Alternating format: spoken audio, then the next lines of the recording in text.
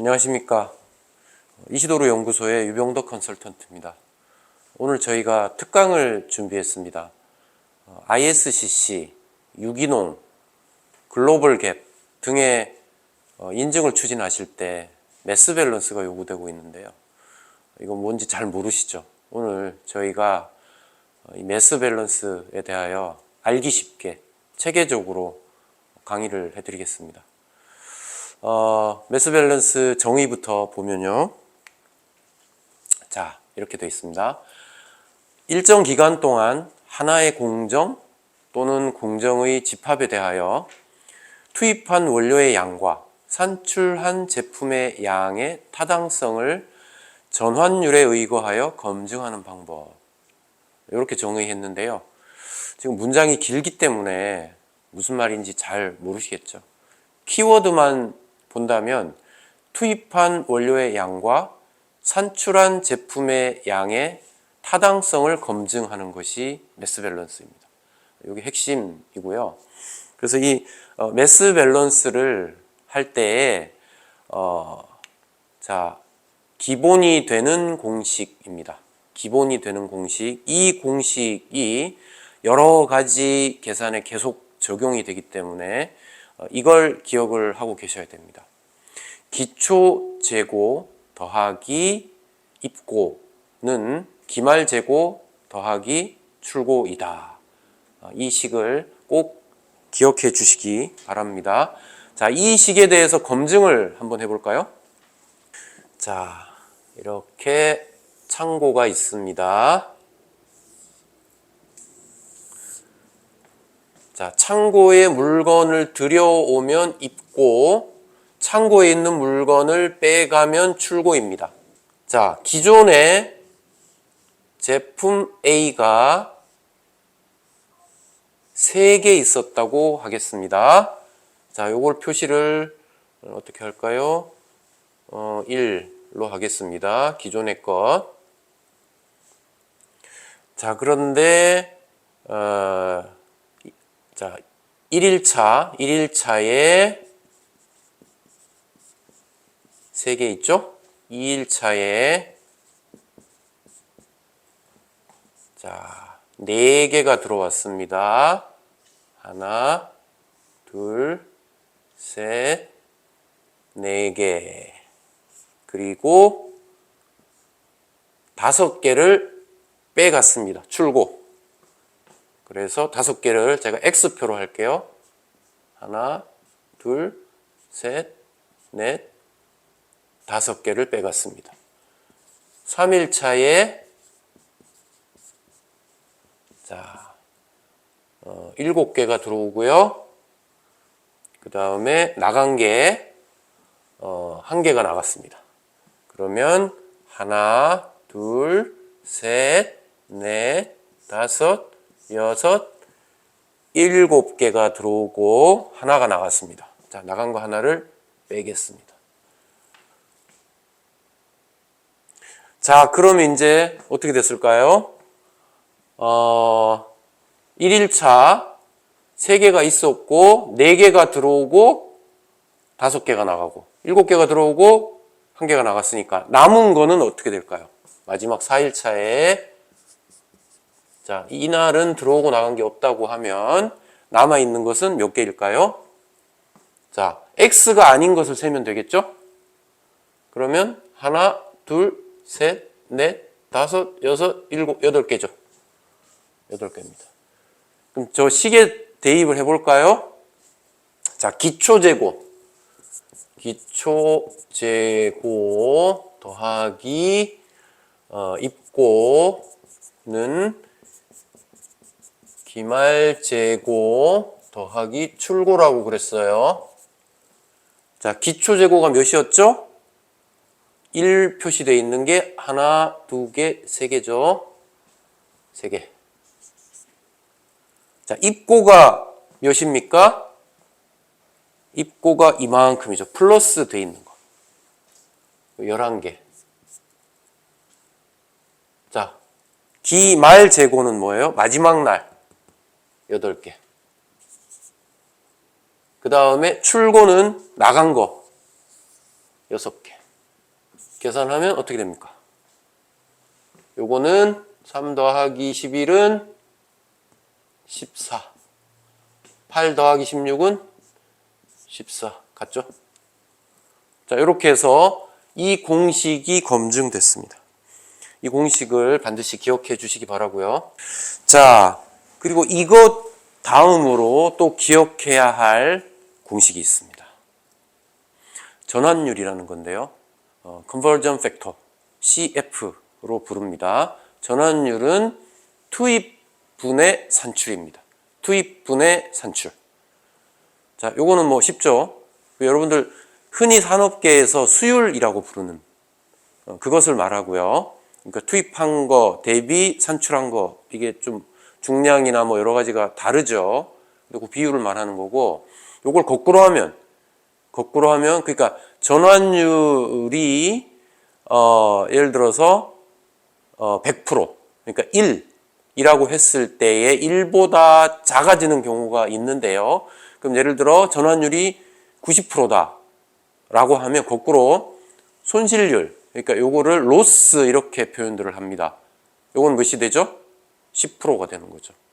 자, 그래서 요 공식 기억하시고 두 가지 공식만 알면 이제 매스 밸런스를 할 수가 있습니다.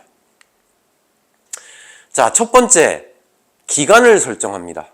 매스 밸런스는 기간을 설정해 놓고 하는 것입니다. 기간은 자유롭게 설정할 수 있는데요. 1년을 설정할 수도 있고요. 그러니까 1월 1일부터 12월 31일까지 설정해 두고 할 수도 있고, 한 달을 설정해도 됩니다. 그러니까 어떤 달에 1일부터 마지막 날까지 이런 식으로 할 수 있고, 일주일도 할 수 있고, 하루를 기간으로 설정하고 할 수도 있습니다. 그런데 중요한 것은 그 주기를 정할 때에는 재고 파악 시스템을 기반으로 해야 된다는 거예요. 그러니까 어떤 회사가 재고 파악을 하는데 1년에 한 번 한다. 그러면 매스 밸런스의 주기를 1년으로 하는 것이 좋습니다. 왜냐하면 매스 밸런스에는 재고량이 반드시 필요하기 때문에 그래요. 근데 어떤 회사가 한 달에 한 번씩 매월 말 혹은 매월 초에 재고 파악을 한다. 이 사이클을 가지고 있다. 그러면 기간을 그 사이클에 맞추어서 한 달로 하셔도 되고, 한 달 단위로, 즉 2달로 하겠다. 혹은 3달로 하겠다. 4달로 하겠다. 이런 식으로 끊어서 하시면 됩니다. 왜냐하면 기초, 즉 기간이 시작되는 날짜와 기말, 기간이 끝나는 날짜의 재고 기록이 있어야 되기 때문에 그 파악 사이클에 맞추는 것이 좋습니다. 자, 그래서 기간을 먼저 설정하고요. 요때 주의할 것이 있습니다. 예를 들어서 재고 파악을 하는데 이 어떤 회사가 회사 끝나는 날, 그러니까 퇴근하기 전에 한다. 그럼 이제 18시 기준이 되겠죠? 6시, 오후 6시 퇴근 시간이 기준이 되겠죠? 그래서 예를 들어 한 달마다 재고 파악을 하는데 1월 31일 18시에 하고, 그 다음에 2월 28일 18시에 하고, 그 다음에 3월 31일 18시에 한다고 하면 기간을 설정할 때 우리가 예를 들어 2월 것을 하겠다. 그러면 2월 1일부터 2월 언제까지가 되죠? 2월 28일이 되는 거죠. 그런데 재고 파악을 언제 했어요? 1월 31일 18시에 한 거죠. 그러니까 요 시간차를 고려하셔야 됩니다. 그러니까 기초가 2월 1일이라고 할 때 마감 시간에 재고 파악을 하는 경우에는 1월 31일의 기록을 보아야겠죠. 요것을 주의해서 보시는 것이 포인트가 되겠습니다. 자, 두 번째로 파악하는 것은 바로 투입량에 대한 것입니다. 자, 이제 2번 들어가기 전에 제가 한 가지 설명을 또 이제 그림을 통해서 드릴게요. 자, 우리가 아까 창고 하나를 그려서 그걸 가지고 인풋, 아웃풋 이걸 한번 계산을 해봤어요. 그래서 그 공식이 정확한지 검증을 했었죠. 그런데 우리가 어떻게 생각해야 되느냐 하면, 자, 창고를 두 개를 생각해야 됩니다. 창고가 하나, 또 하나, 두 개의 창고가 있습니다. 자, 여기에는 공장 본동이 있습니다. 그러니까 이 창고는 원료의 창고고 이 창고는 제품의 창고입니다. 자, 원료를 구매합니다. 원료에 대한 입고. 자, 원료를 여기에서 꺼내 갑니다. 원료의 출고가 되죠. 그래서 공장 생산 라인에 투입을 합니다. 자, 생산 라인이 돌아가고 나면 이 프로세스가 진행된 다음에 제품이 만들어져요. 그러면 이 제품을 어떻게 해요? 제품 창고에 집어넣죠. 그러니까 제품이 입고되는 것입니다. 자, 제품을 입고해 놨다가 이제 주문이 들어오면 제품을 판매하기 위해서 꺼내가죠. 제품의 출고가 됩니다. 자, 입고, 출고, 입고, 출고. 이렇게 됩니다. 근데 제가 지금 이렇게, 집 모양처럼, 창고의 건물 모양처럼 그렸지만 사실 이건 하나의 개념입니다. 실제 공장들이 이렇게 집을 지어놓고, 건물을 지어놓고 복원하지 않을 수 있어요. 그냥 야적해 둘 수도 있습니다. 마찬가지로 제품도 그러합니다. 그러니까 반드시 이런 유형의 건물이 있어야 한다. 꼭 이렇게 생각하실 필요는 없고요. 제품의 양이 들어왔다가 나갔다가 이렇게 줄어드는 그 과정을 제가 이해하기 쉽게 하기 위해서 집 모양을 그린 것이고 입고 출고의 개념이다라고 생각을 하시면 됩니다. 자, 그래서 지금 두 번째 단계의 투입량이라고 하는 거에서 무엇을 하는 거냐 하면 자, 여기서 이 흐름에서 투입은 어디에 해당이 될까요? 투입은 바로 자, 요 부분이죠. 요 부분이죠. 근데 이건 뭐예요? 이 투입은 원료의 출고와 같은 개념이죠. 그죠? 자, 요거를 이제 파악합니다. 그런데 아까 공식이 어땠어요? 기초 재고 더하기 입고는 기말 재고 더하기 출고다 라고 했죠? 자, 요거는 뭐에 해당될까요? 요거는 원료의 출고 맞습니까? 원료의 출고. 그러면 이 출고량을 파악하기 위한 공식은 어떻게 될까요? 원료의 출고는 기초 재고 더하기 입고 마이너스 기말 재고 이렇게 되겠죠. 자, 그러면 요걸 파악하기 위해서는 어떻게 해야 돼요? 정해놓은 기간, 예를 들어 한 달이면 한 달, 석 달이면 석 달의 1일차 혹은 만약에 18시에 오전 아침 출근 시간에 하는 게 아니라 퇴근 전에 재고 파악을 한다라고 하면 바로 그 전날의 재고 기록을 보라고 말씀드렸죠. 어쨌든 그 시작할 시점의 재고량은 파악되어야 한다. 자, 마찬가지로 기말의 재고량 또한 파악되어야 한다. 자, 파악이 가능하겠죠. 왜냐하면 재고 파악을 하는 사이클이 있고 마지막 날, 그 기간의 마지막 날에 재고 기록은 있을 터이니까. 자, 그 다음에 입고는 뭐예요? 원료를 구매한 양입니다. 자, 원료 구매. 그죠? 원료를 구매해서 들어오는 것이 원료의 입고가 되는 것이죠. 자, 그래서 이 출고는 뭐와 같다고요? 이 원료 창고에서 출고니까 이거는 곧 투입. 생산에 투입한 것이다. 인풋이 되는 겁니다. 자, 이게 두 번째 단계입니다. 자, 다음 단계 이제 이론 산출량을 구해보겠습니다. 이론 산출량은 뭐냐면 원료의 출고량, 그러니까 원료의 출고량은 뭐라 그랬죠? 생산에 투입한 양과 같다 그랬죠? 그러면 투입한 양에다가 무엇을 하면 됩니까? 수율을 곱해주면 되죠. 수율을. 자, 그러니까 원료의 출고량 곱하기 수율 하면은 이것이 바로 산출량인데 이거는 계산을 통해서 얻어진 거죠. 그래서 이것을 이론 산출량이라고 부릅니다. 실제 산출량은 아직 몰라요. 이론적으로는 투입한 양을 알아냈으니까 거기다 곱하기 수율을 해주면 전환율 요거를 곱해주면 산출량이 이론적으로 구해집니다. 자, 요게 이론 산출량이 되겠습니다. 자, 네 번째 단계는 실제 산출량을 알아내는 것입니다. 자, 이제 실제 산출량은 어떻게 알아낼까요? 이 그림을 다시 보겠습니다. 자, 라인이 이제 돌아갔어요. 그러면 제품이 생산됐죠? 그러면 이제 어떻게 돼요? 제품 창고에 입고가 됩니다. 제품 창고에 입고가 돼요. 그랬다가 주문이 들어오면 이제 어떻게 한다고요?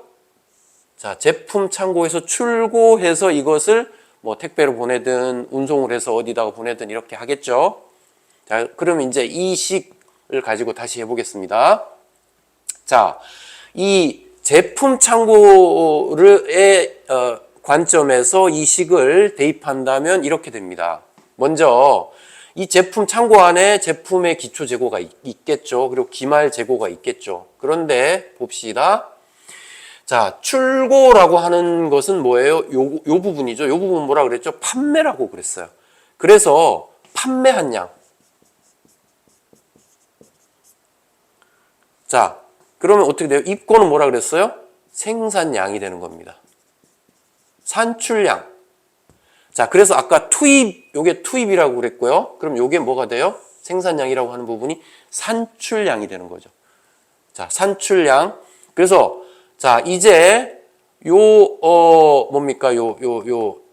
생산량, 산출량 요 부분을 이제 알아내는 것입니다. 요걸 알아내려면 어떻게 해야 돼요?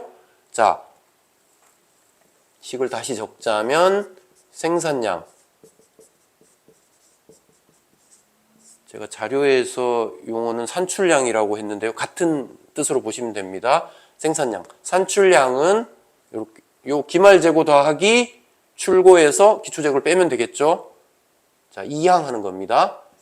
기말 재고 더하기 출고, 즉 판매량 마이너스 기초 재고가 되죠.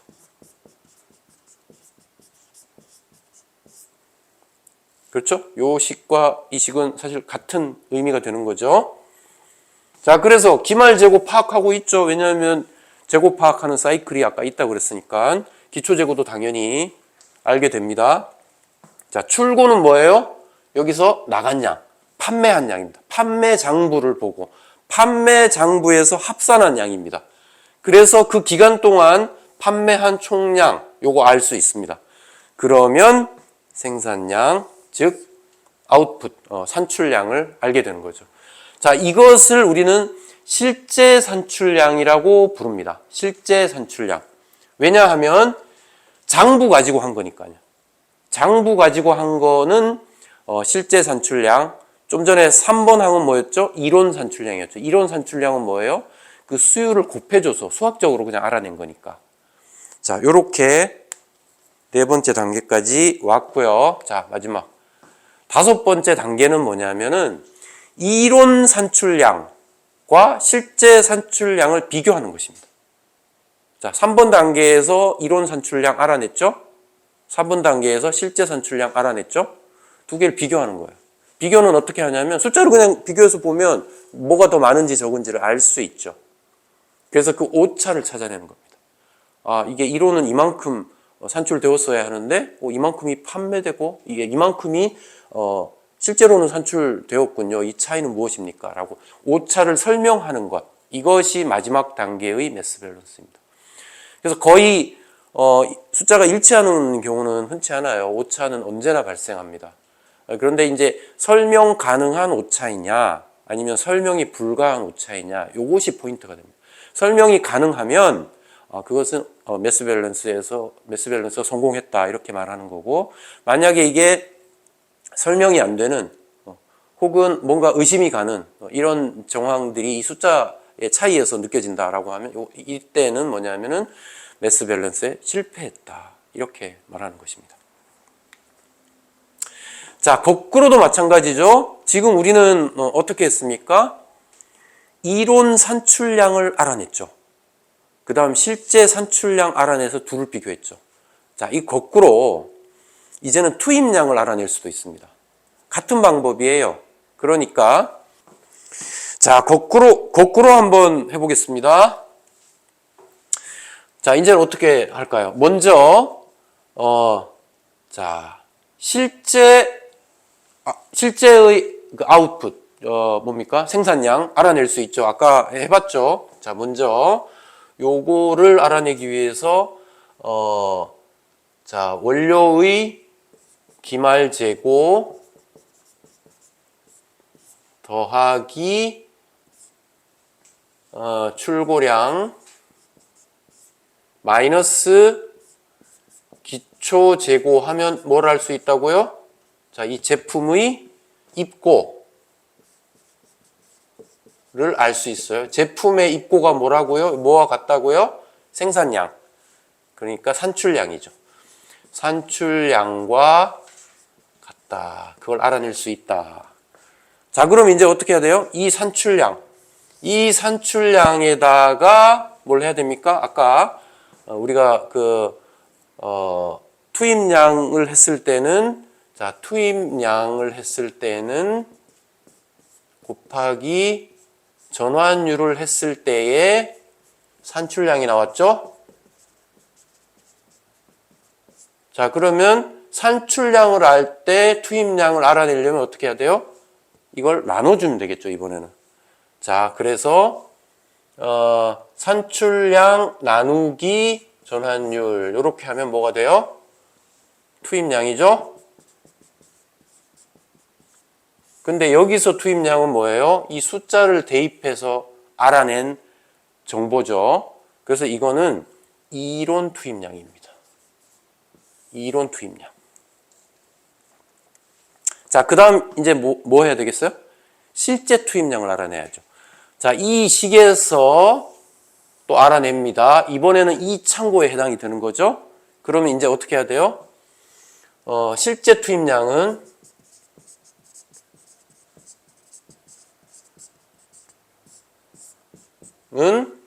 자, 실제 투입량은 뭐가 돼요? 자, 요 부분이 되는 거죠. 이 창고에서의 출고가 되는 거죠. 그러니까 이걸 알아내려면 기초재고 더하기 입고 마이너스 기말재고 원료에 대하여 이렇게 하면 자, 요걸 알아낼 수 있습니다. 그러면 이제 뭘 해요? 이론 투입량과 실제 투입량을 두 개를 비교한다. 이것이 매스 밸런스가 되겠습니다. 자, 다음으로 지금 이렇게 생각해 보시면 이거 어렵지 않죠. 자, 원료 하나가 어떤 제품 하나를 만든다라고 하는 이런 단순한 제품 구조를 가지고 있을 때는 어렵지 않습니다. 그런데 제품이 여러 개다. 자, 그러니까 이렇게 생각하시면 됩니다. 원료 A가 있습니다. 원료 A가 제품 A를 하나 만든다고 하면 좀 전에 제가 보여드렸던 그런 계산 방식으로 하면 돼요. 그런데 제품이 여러 개이면 제품 B, 제품 C 세 개가 있다. 이럴 때 매스 밸런스 어떻게 하느냐? 자, 요거의 경우에는 자, 어떻게 했어요? 우리가 1, 2, 3, 4, 5번 한번 하고 나서 vice versa. 그러니까 역순으로도 할 수 있다 그랬죠. 역순의 방식을 적용합니다. 이때는. 그럼 이제 생각해 볼까요? 자, 원료 A가 제품 A가 될 때의 수율을 우리 아까 그 전환율 그거를 CF 소문자 A, B를 만들 때 수율을 CF 소문자 B, C인 경우 CF 소문자 C라고 합시다. 그러면 자, 원료 투입량 A 곱하기 수율 A 하는 것은 제품 이렇게 하면 제품 A가 나오게 됩니다. 그렇죠? 자, 그 다음 같은 원료 A인데 B를 만들 때는 수율이 B가 적용되죠. 그래서 B가 나오고 같은 원료 A를 수율 C로 적용했을 때 제품 C가 나옵니다. 그러면 어떻게 하면 될까요? 자, A 판매량을 통해서 A를 생산한 양 알아낼 수 있죠? 마찬가지 B, C 제품의 뭐였어요? 생산량을 알아낼 수 있었죠, 아까? 각각에 대해서 알아낼 수 있습니다. 자, 각각의 창고가 있다. A 창고, B 창고, C 창고가 있어서 각 그 창고에 대해서 우리가 계산하면 A를 생산한 양, B를 생산한 양, C를 생산한 양, 아까 그 계산 그대로 하면 각각에 대해서 구할 수 있습니다. 그러면 이제 어떻게 돼요? 자, 요거 알고, 자, 이 각자는 어떻게 돼 있어요? 알고 있죠, 다. 수율은 이미 파악되어 있습니다. 자, 수율은 파악되어 있어요. 그럼 어떻게 돼요? 요거 알고, 요거 알면 요거 알게 되죠. 마찬가지로 요거 알고, 요거 알면 요거 알게 되죠. 요거 알게 되죠. 자, 지금 보여드리는 이 계산은 아까 역순으로 했을 때, vice versa. 역순으로 했을 때의 방법으로 하면 제품의 생산량을 알면 그 제품을 생산하기 위해서 투입해야 했던 투입량을 각각 알아낼 수 있다는 겁니다. 요걸 합산하면 되겠죠. 요걸 합산하면은 바로 그 기간 동안 총 투입한 원료의 양이 됩니다. 자, 이와 같이 여러 개의 제품일 때에도 매스 밸런스는 가능하다. 이렇게 되는 겁니다. 자, 그런데 사실 지금 이 매스 밸런스가 가장 많이 쓰이는 것은 어디냐면 이제 일반 우리 산업계에서 이제 에너지 인증을 할 때 많이 사용을 합니다.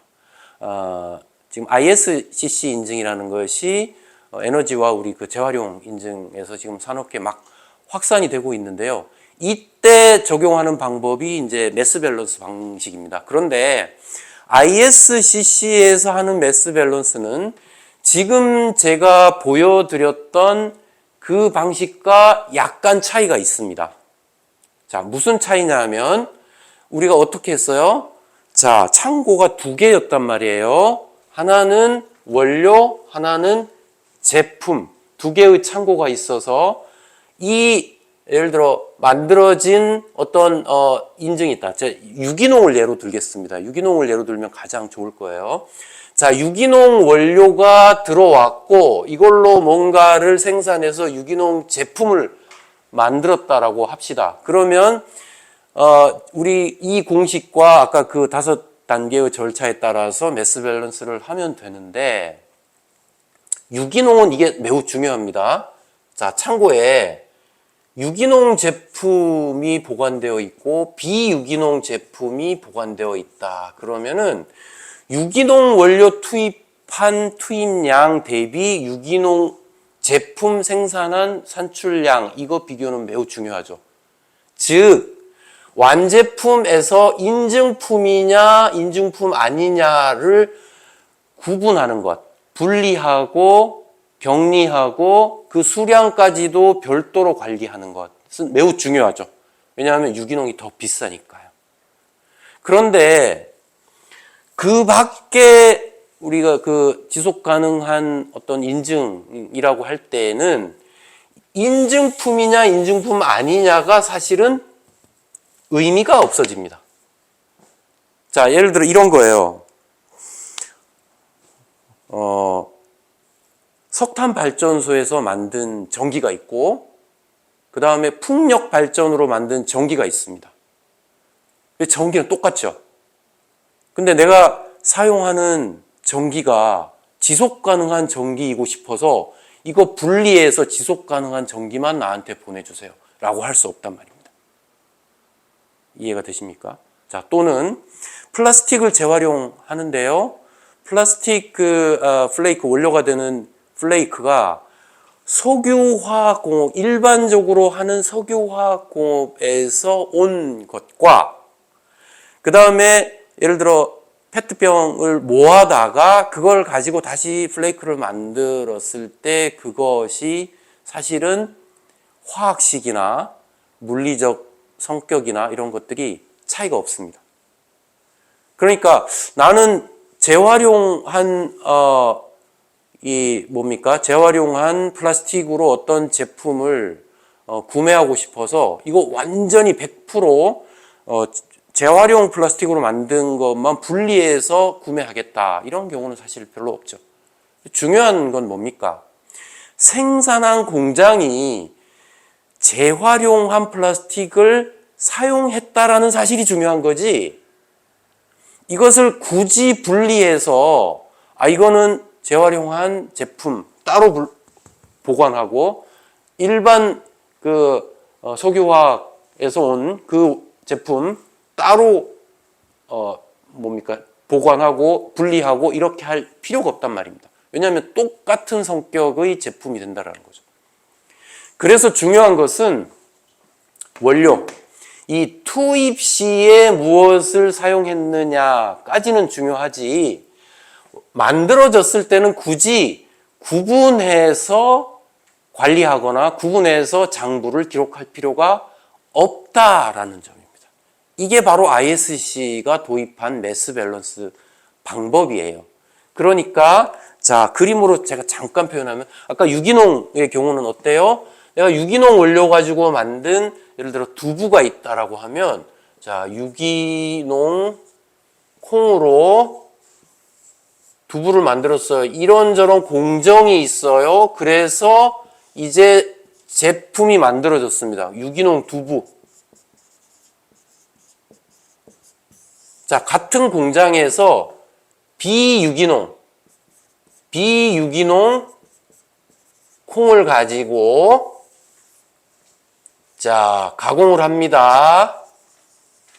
나왔어요. 일반 두부예요.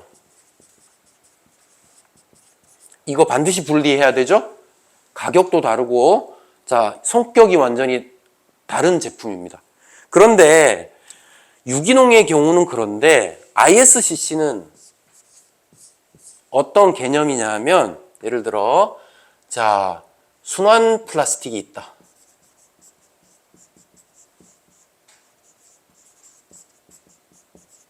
말하자면 ISCC의 용어대로 한다면 지속 가능한 플라스틱입니다.